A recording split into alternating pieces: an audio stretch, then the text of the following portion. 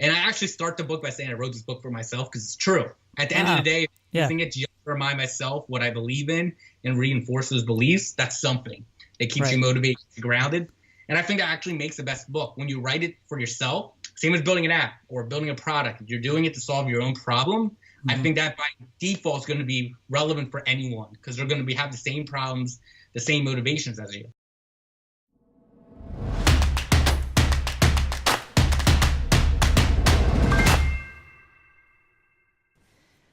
Hi everyone, welcome to The Right Stuff. I'm Corey Gwen, the creator of Blurt. The Right Stuff's going to be a weekly interview series of me chatting with creatives and entrepreneurs about the importance of writing to their craft. I found that a lot of the people that I've looked up to in my life were writers. They wrote either blog posts communicating their ideas, some have gone on to write books, and I wanted to know why. What was the importance of writing to them? Why are they writing? What came out of that? So I've invited a bunch of people to chat with me that do write, that are entrepreneurs and creatives today, and I thought it'd be great to share those conversations so we can all gain some insight and inspiration from their tips and experiences writing. So this first interview is with Joshua Davidson. It took place on October 24th. Josh is the CEO of an award-winning web and mobile app development agency that Josh started when he was just 16. Him and I have been friends for a while. I read an early transcript of a book that he was working on, and I found out he was done. He was releasing this thing. It'll be out today, which is voting day, November 6th, 2018. And we chat about why he wrote this thing, what it's about, his experiences writing it. Please enjoy the video. If you do like it on YouTube and subscribe, and I'll have more of these videos on the way. I'm here with Joshua Davidson, who is the CEO of Dawg Studios. Hey, Josh, thanks for taking some time to chat with us. Thanks for having me. So, Dawg's this award-winning mobile web development agency, and I think it's incredibly impressive because I know you started really young. You were like 16 when you got going. And you were recently, I think there was a feature of you. You were interviewed on Forbes.com, and I know you write a lot on Dawg blog. But the biggest news is I know you've got a book coming out, and that's why there it is. All in its glory. And all its glory.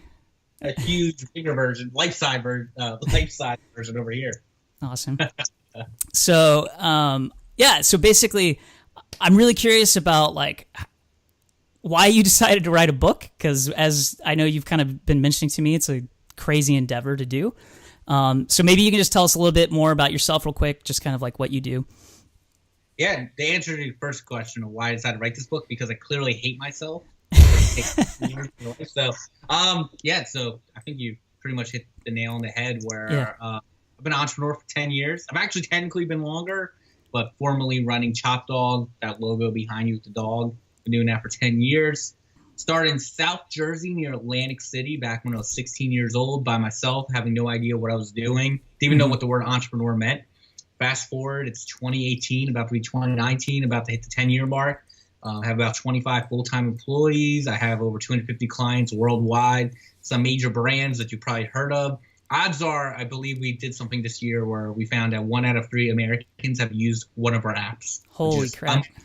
Yeah, so and as you said, we're very fortunate that we're ranked as considered the top 1% of what we do worldwide. And we are considered the best of what we do for an agency under 99 team members, which is crazy. We basically have this boutique tag, even though I don't consider us boutique. And then, on the side, Brand24 for some reason considers me a marketer. I don't know how. So they listed me the last 2 years as a top 100 marketer in the world and keynote speaker, occasionally a radio co-host that's been nationally syndicated, run podcasts on epic shows like this, and then now have this to add to the resume, which is lots of fun. Amazing. So, so how about you just tell us, what's the book about? What got you writing this thing? So if you can see it, for those watching video, the book's called The Entrepreneur's Framework, How Businesses Are Adopting in the New Economy. I'll give you the quick elevator pitch. Pretty much in 2013, I was on full-blown depression. Anxiety was all-time high. Nearly bankrupt Dawg. I was a college dropout, and I had no idea what the hell I was doing and how I got myself in that mess. And doubled down on what it meant to be an entrepreneur. And I asked myself this question, this very simple question, which is, what's the characteristics that make up a great entrepreneur? and how could you adopt those characteristics to yourself? And I broke it into actually 8 principles, which then from asking entrepreneurs, investors, people I look up to, turned into a book format, and then wrote a first draft and it was terrible. Wrote a second draft and it was still terrible. And 3 drafts later, 3 years later, the book is done. Chapo today is a multi-million-dollar agency. We employ a bunch of awesome people. We generate millions in revenue. We've had, I think this year alone, our clients raised over $25 million and have a book that kind of shares what I believe is the methodology and practice to become the best entrepreneur that you can be. So what's interesting is it took you 3 years to write this. Was it like, you obviously didn't have these 8 principles in mind when you started, did you? Well, I knew what the 8 principles were. So, okay. So here's actually, I'll kind of walk you through the psyche of it. In the back of the book, I actually have a visual of the framework. So it'll look like this when you get the book. And it will be on the website whenever that's done. Mm-hmm. So I identified, you're a sports fan, right? Hockey, big time hockey fan. So I don't know if hockey has something similar. I'm sure they do, because they obviously have like a combine where, you're testing future recruits in the draft. But in NFL, they have an NFL combine, right, where they work out usually QB, stuff like that. They have how good is his arm throw, how good is his IQ, how good is his throw percentage under pressure, like all that stuff, right? And they do use a spider chart to help give you a visualization in real time of different players and their strengths and weaknesses. I'm like, why is there an entrepreneurial version of this? Like from an entrepreneur's perspective, like here's your rating, here's what you suck at, here's what you're great at, here's what you need to do. And then the second part of it's like, what are those pieces that you would judge yourself off of? And I basically drew this framework out, used that first to kind of rate myself as I rebuilt my career. Yeah. And then the book actually goes through each of those principles.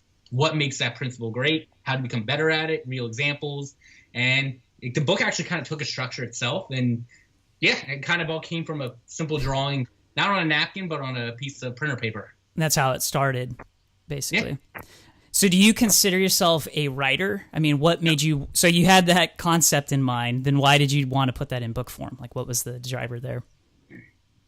This is a tough question. So one, the challenge, if I'm being blunt with you, like there's a conceived challenge to writing, not just a book, but like writing a book that people would actually want to read. Because anyone could, I actually believe this after going through it, anyone could write a book. It's a lot of hard work. It's a pain in the ass. I don't know if I can. Yeah, go for it. And you can put years of work, but it still can be completely terrible. Like just completely, unbelievably, unreadable, no takeaway. And I learned this the hard way. Mm-hmm. So I've come to the conclusion anyone can write a book, but not many people can write a book that people would want to read, that would have an audience, that could be valuable. Mm-hmm.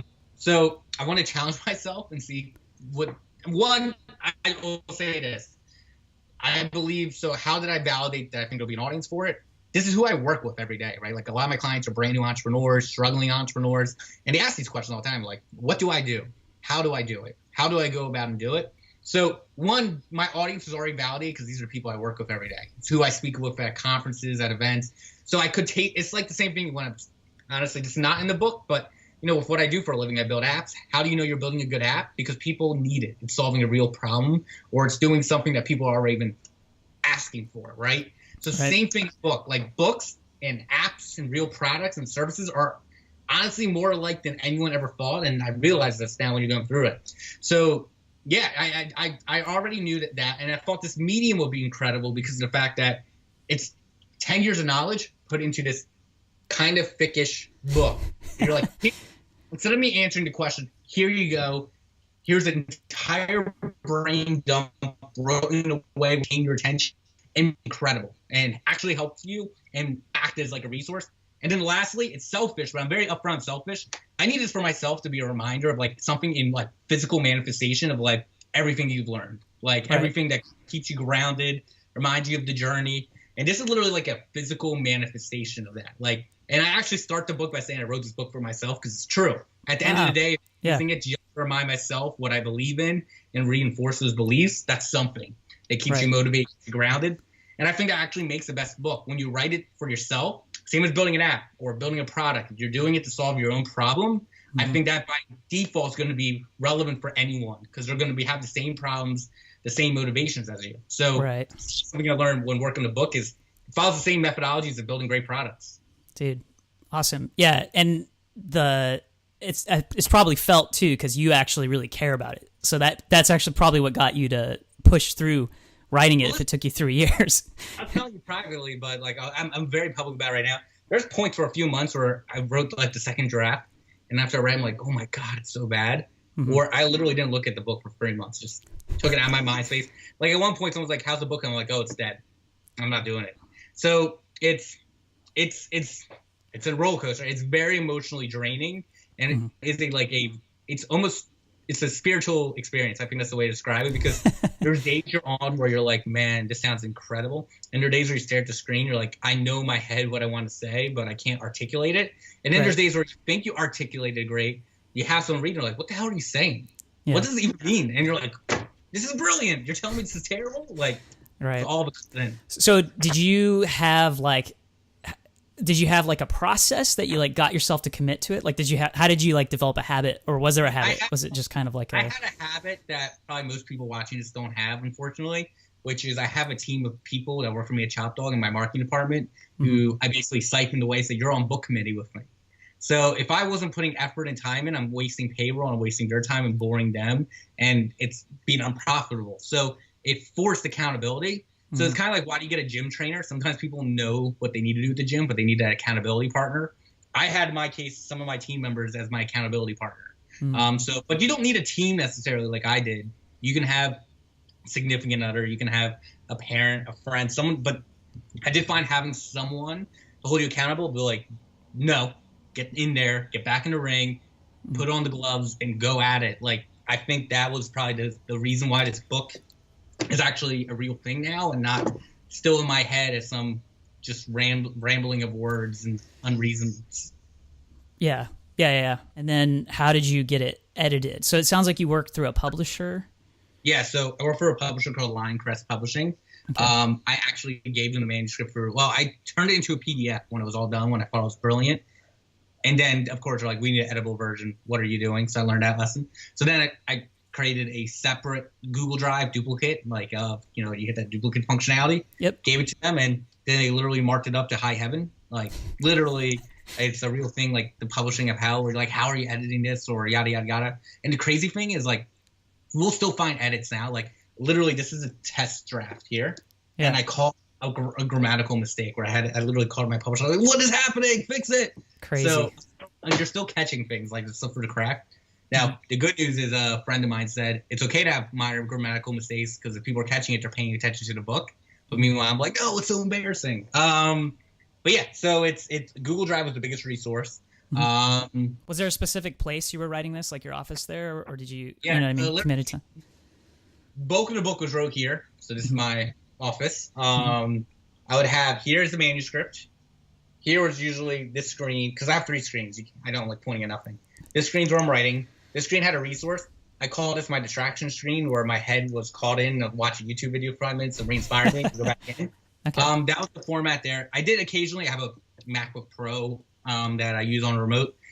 I didn't really write it as often away from here. If I'm being real with you, like, I did sometimes use the kitchen table, where I'd work on the kitchen table, something sparked in me, but most of the good stuff happened here, or it happened talking on this couch with some of my team members, like, trying to collaborate ideas. Now, the couch, you can partially see it because I have a giant book cover, but you get the idea. Right on. And then what were you using for inspiration? What kind of things drove you? Was like there other books that you read, or was it just kind of like, I mean, obviously sounds like your life. You can see, I don't know if I move here, my bookshelf's behind me there, so I love all those books. I took away what I liked in favorite books, but I didn't use them as inspiration. That makes sense. So, like, yeah, Dawg by Phil Knight was always the narrative structure that resonated with me the most. As far as, like, I just loved the way Phil Knight wrote that book. Like, it was very much story driven with informative tidbits. So it's the same thing with Principles by Ray Dalio. He kind of wrote the same way, that same tone too. So I thought, to me, that was what resonated me the most, is like a awesome business related book that's not. And yeah, they're also kind of autobiographies, and this book partially like nonfiction. It talks a lot about true stories that happen with me and people I look up to. So it has, I'll say 80% of the book's more storytelling than it is like a traditional business book. Like, here's about the history of the dollar. Like, it's not doing stuff like that. So that was probably one of the biggest influences. And then I'm a huge Ryan Holiday fan, in particular when he wrote with Ego is the Enemy and Obstacles the Way. I love the short sections in chapters, so it makes it a little bit more bite-sized chunks to take away. Mm-hmm. So I also wrote the book in that structure because a lot of entrepreneurs don't read, and they're a huge niche. And don't get me wrong, they should be reading. But if they do, they don't have very much time. So if you write in short sections, every just couple pages, take away, stop, it keeps that visual stimulation of like I'm moving, I'm making progress, I'm learning. Mm-hmm. So I wrote basically how my favorite books were wrote in that type of tone. I use, the idea is like I kind of made it a remix, right, of those two concepts and put into the book of what I wanted to share in essence. Right on. Cool. I'm excited to get my hands on this thing. When is it going to be out? So it drops voting day, Tuesday, November 6th. And okay. All the profits, I'm not actually making any money off the book. So all the profits are going to Big Brothers Big Sisters in Philadelphia and the Philadelphia area. So, which is awesome. Cool. So, yeah, very cool. I tell people I literally wrote it to be, completely selfless. So don't think I'm shoving down books because I'm trying to make money off of it. Cool. Dude, that's awesome. One final question I kind of want to ask everybody I'm talking to is, how has writing helped you in your life? It's therapeutic. I mean, that's really it. I try to meditate. I'm not great at meditation. To me, this is almost the equivalent of meditation. It also so one of the principles, the first principle you learn about in the book is self-awareness. Writing a book forces you to be self-aware as you're writing it. So it really kind of makes you ask the questions that I think subconsciously you don't want to ask. And especially when you're writing a book about your vulnerabilities and about kind of failures, it forces you to embrace it head on. And you can't bullshit the reader. So that's one of the things I learned in the first draft and second draft. If you don't tell the full story, people know you're holding back. And sometimes it makes for a shitty book. I'm just saying what's the truth. Mm-hmm. So it's a very therapeutic thing, writing a book. It's like going to therapy in essence.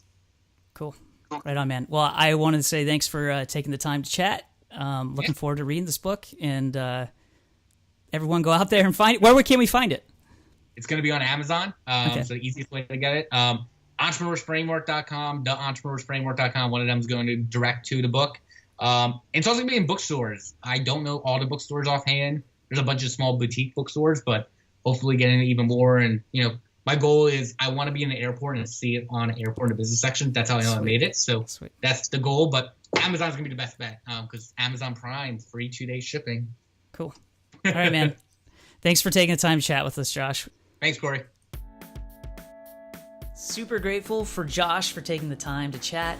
I found it really interesting that he wrote the book for himself.